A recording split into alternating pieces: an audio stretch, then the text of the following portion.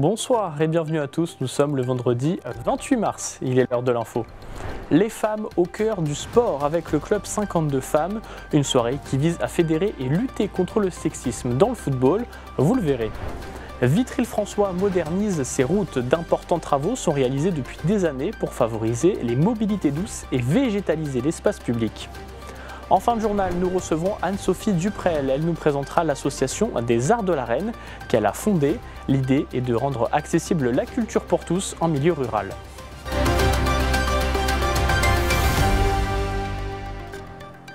C'est un événement astronomique rarissime. Demain, la Lune cachera une partie du Soleil. C'est ce qu'on appelle une éclipse partielle. La dernière date de 2021. Le Soleil ne sera pas entièrement rond, mais rogné sur sa partie nord. Alors quand et comment l'observer? La réponse avec Fabien Miller, membre de la Société astronomique de France. Écoutez.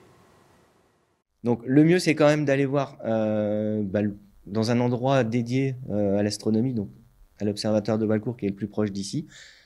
Si vous n'avez pas de moyen d'y aller, il va falloir essayer de vous procurer des lunettes spéciales Eclipse, donc soit chez les opticiens, soit dans les magasins spécialisés. En France, le soleil sera masqué entre une dizaine de pourcents et 25-26%. Bah, ça dépend où on se trouve.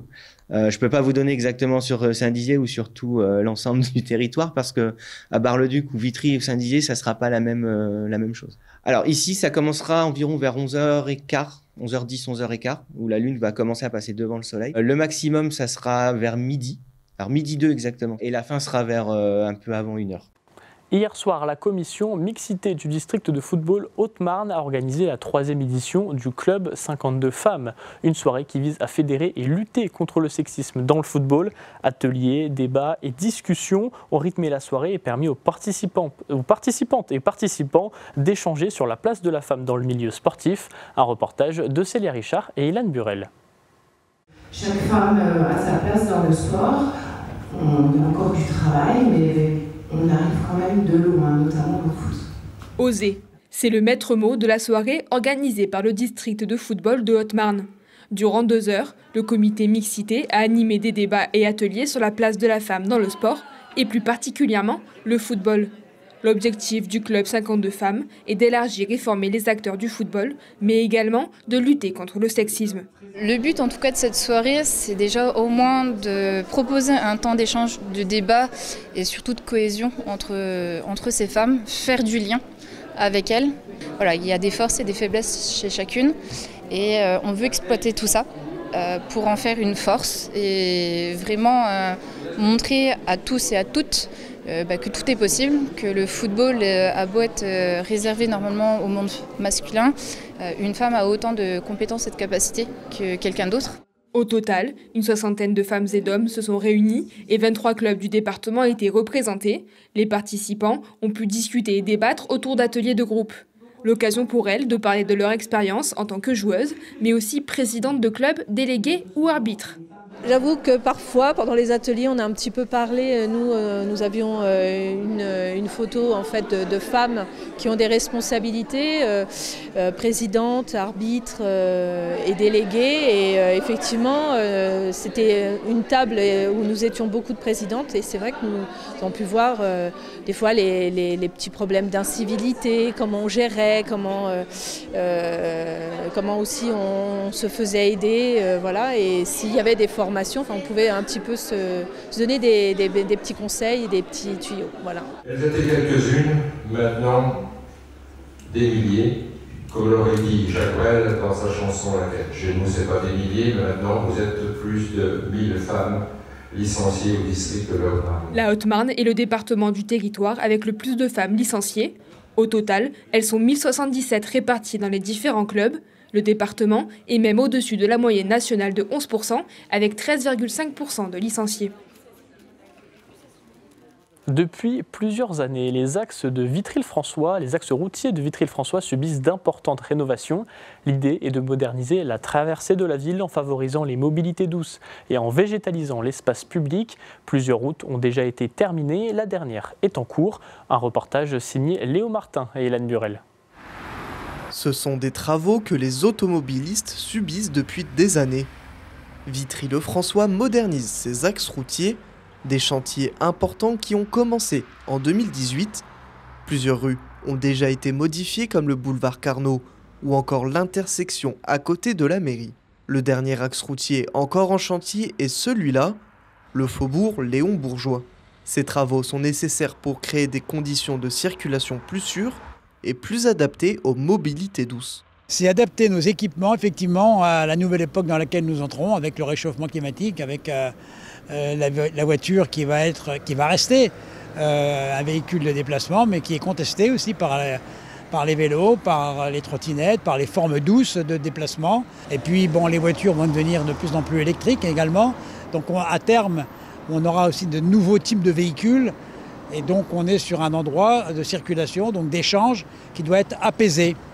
On remet tout à neuf de manière à ce que ce soit reparti pour 50, 60 ans.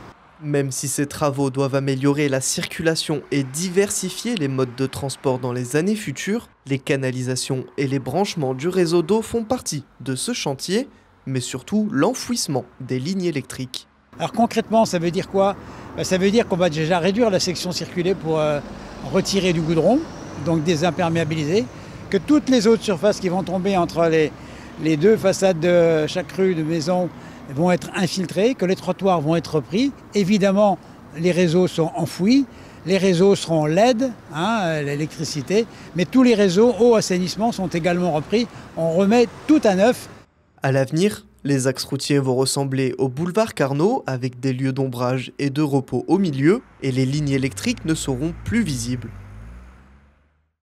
Nous recevons ce soir Anne-Sophie Duprel, vous êtes chanteuse d'opéra mais surtout fondatrice de l'association Les Arts de la Reine. Bonsoir. Bonsoir Paul. Alors vous avez eu l'idée de créer il y a 1 an et demi cette association des Arts de la Reine. Racontez-nous d'où vous est venue un petit peu cette idée.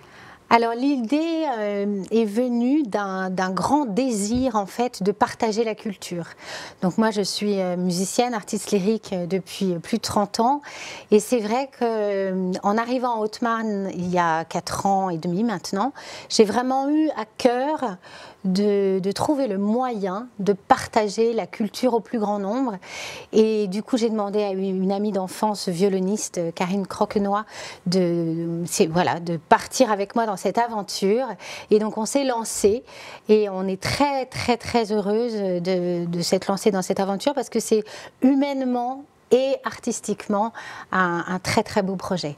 Et l'idée, c'est de rendre accessible à tout le monde, en milieu rural également, la culture. En fait. Absolument. Et c'est vraiment d'aller au plus près, que tout le monde se sente bienvenu, accueilli et puisse partager la culture. Moi, je suis musicienne, donc c'est vrai que la base de notre association, c'est la musique. Donc à travers la musique classique et aussi d'autres esthétiques, on essaye vraiment d'aller à la rencontre de tout le monde. Et donc vous organisez des concerts, que ce soit dans des églises mais aussi des salles des fêtes? Absolument. Alors notre mission, c'est de partager. Et donc du coup, on organise des concerts dans les églises, dans des salles municipales. On a la chance d'avoir été dès le début accueillis avec énormément de bienveillance et de dynamisme, je veux dire, par les municipalités donc de la vallée de la Reine, là où j'habite. Et c'est vrai que ça nous a permis d'organiser des concerts.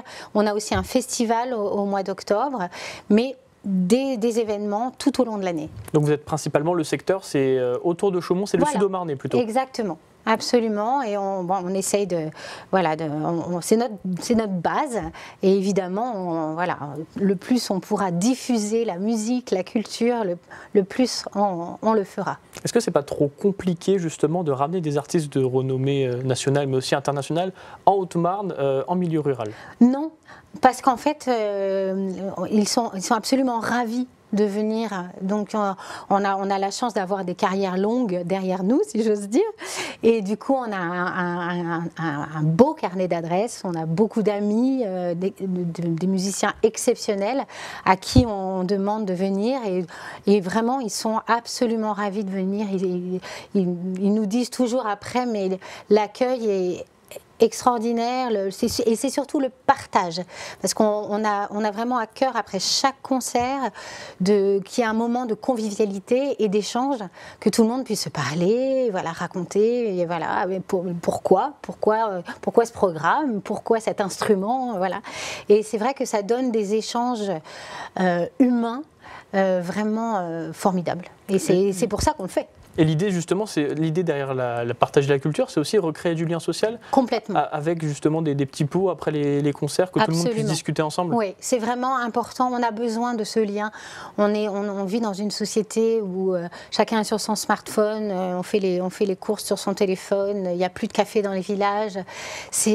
On a besoin de ce lien. On a vraiment besoin d'être assis à côté de quelqu'un et de partager, de voir un artiste faire son métier en vrai, pas à travers un écran. Et c'est vrai que c'est des moments privilégiés. Et je pense qu'il faut, c'est des choses importantes. Et ça tourne toujours autour de la musique. Vous proposez aussi des expositions d'art visuel, mais toujours en musique. Voilà, en fait, c'est vraiment notre fil rouge.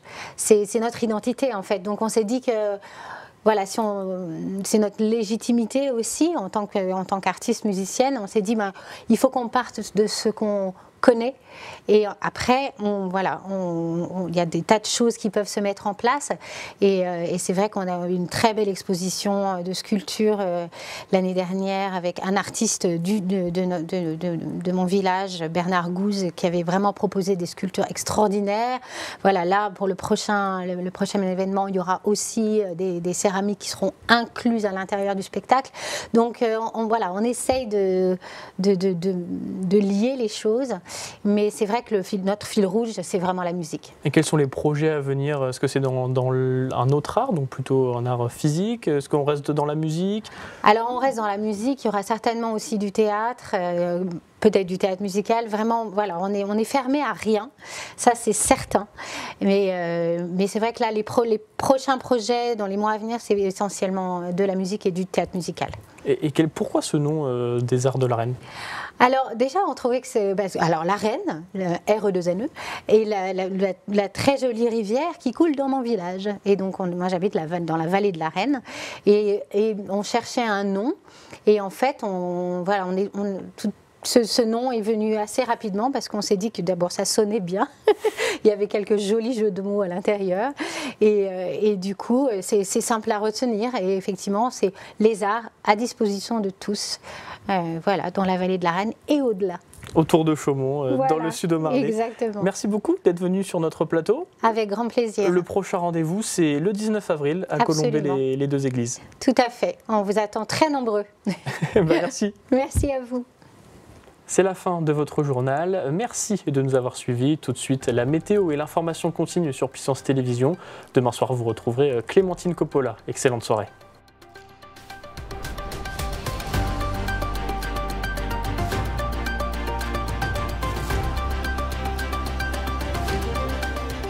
Toute l'actualité en continu à retrouver sur notre site internet et notre application mobile.